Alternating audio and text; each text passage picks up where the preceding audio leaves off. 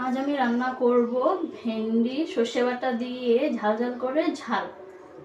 ভেন্ডিগুলো এইভাবে ভেজে নিয়েছি, অনেকে একে ঢেঁড়সও বলে, কিন্তু আমি এভাবে করে একটু তেলে ভেজে নিয়েছি। কড়াইটা তেল বসিয়ে দিয়েছি, তেলটা গরম হয়ে গেছে।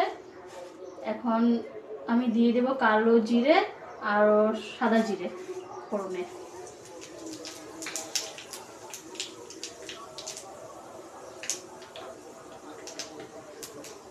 আর দিয়ে দেবো কিছুটা কুচিয়ে রাখা পেঁয়াজ।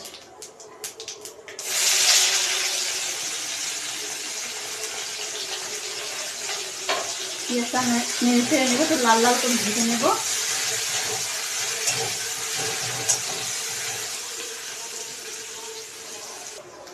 পেঁয়াজগুলো লাল লাল হয়ে গেছে। এখন আমি দিয়ে দেবো কুচিয়ে রাখা একটা টমেটো মাঝারি সাইজের, আর কাঁচা লঙ্কা কটা দিয়ে দিলাম।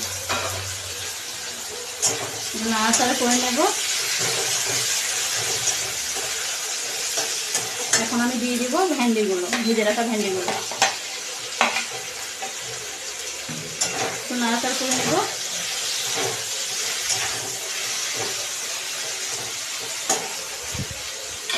এখন পরের মতন নুন দিয়ে দেব।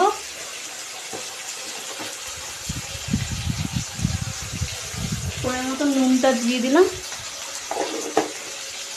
এবার দিয়ে দিব একটু হলুদের গুঁড়ো পরের মতন, আর দিয়ে দেব শুকনো লঙ্কার গুঁড়ো। ঝাল শুকনো লঙ্কার গুঁড়োটা দিচ্ছি। আপনারা চাইলে লাল লঙ্কার গুঁড়োটাও দিতে পারেন, যেটা ঝাল দিই, কাশ্মীরি লঙ্কা। আমি লাল ঝাল ঝাল লঙ্কার গুঁড়োটাই দিলাম, কেননা আমরা ঝাল খেতে পছন্দ করি, তো তাই।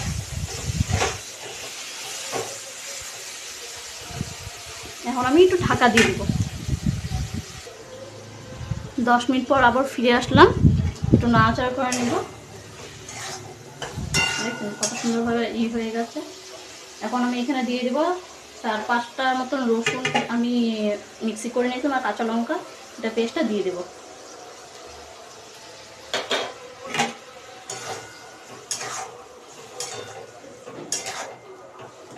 এটা এবার ফুটতে লাগবো এখন একটু।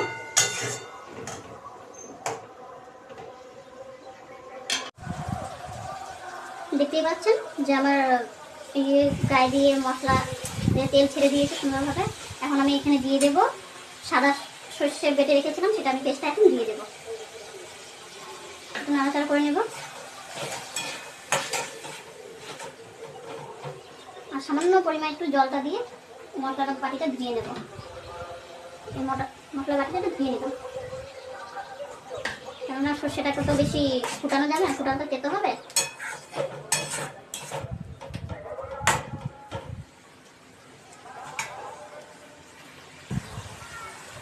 আমি এখন এখানে একটু গরম জল করে রেখেছিলাম, সেটা আমি এখানে দিয়ে দেবো।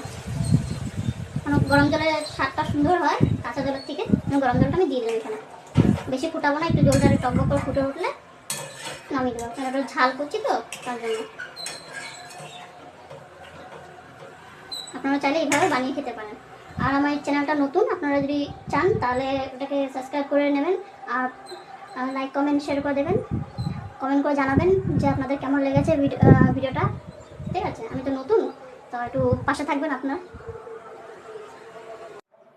এটা আমার ফাইনাল লুক ভেন্ডির ঝালের। আর নামানোর পরে একটু কাঁচা সর্ষের তেল আমি একটু ছিটিয়ে দিয়েছি, তাহলে খেতে দারুণ স্বাদ হয়। আর আপনারা এরকম নতুন নতুন ভিডিও পেতে চাইলে আমার চ্যানেলটাকে সাবস্ক্রাইব করে নেবেন, আর লাইক কমেন্ট শেয়ার করে দেবেন। কমেন্ট করে জানাবেন যে রান্নাটা কেমন হয়েছে। ঠিক আছে, আপনারা কমেন্ট করলে, লাইক করলে তবে তো আমার ভালো লাগবে আর ভিডিও বানাতে ইচ্ছে করবে। আপনাদের লাইক কমেন্ট পাশে যদি না দাঁড়ান তাহলে আর তো ইচ্ছেটা করবে না করার জন্য। আমি ইউটিউবে নতুন, আপনারা আমাকে সাপোর্ট করবেন, পাশে থাকবেন। আপনারা পাশে না থাকলে তো আমি আর আগাতে পারবো না, আপনারা সাপোর্ট করবেন।